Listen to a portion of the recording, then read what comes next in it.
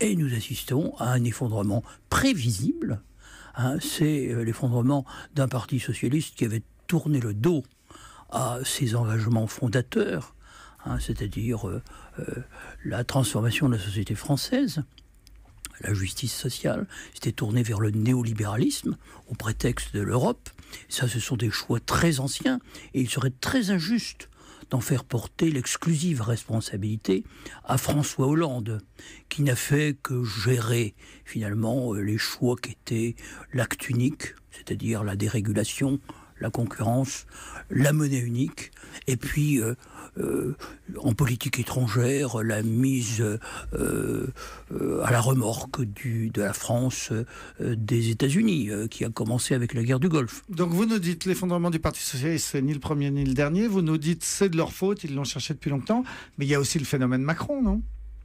Bien, Emmanuel Macron, je ne veux rien enlever à ses mérites, a montré beaucoup d'audace. C'est certainement un homme qui a vu qu'il pouvait réaliser ce que j'ai échoué à faire en 2002, c'est-à-dire à ouvrir un chemin nouveau entre deux partis traditionnels également usés du fait même de leur choix.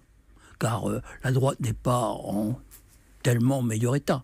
C'est un peu différent, mais elle s'était quand même écarté de la voie ouverte par le général de Gaulle. Et nous avons aujourd'hui une droite qui est probablement en position d'avoir une centaine de députés.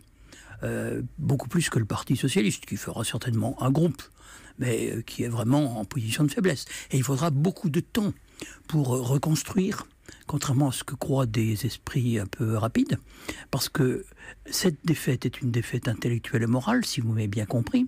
C'est un parti qui a préféré le pouvoir pour le pouvoir, et puis voilà, il se trouve aujourd'hui sans cause.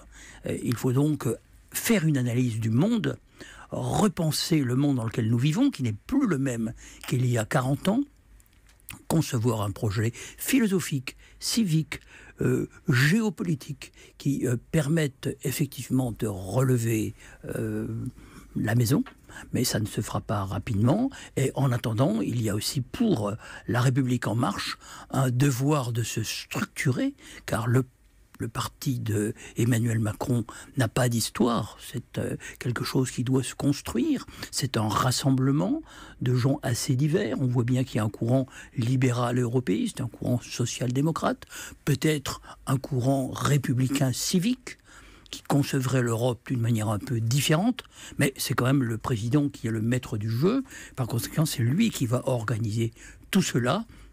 Il est un peu dans la situation qui était celle du général de Gaulle au début de la Ve République.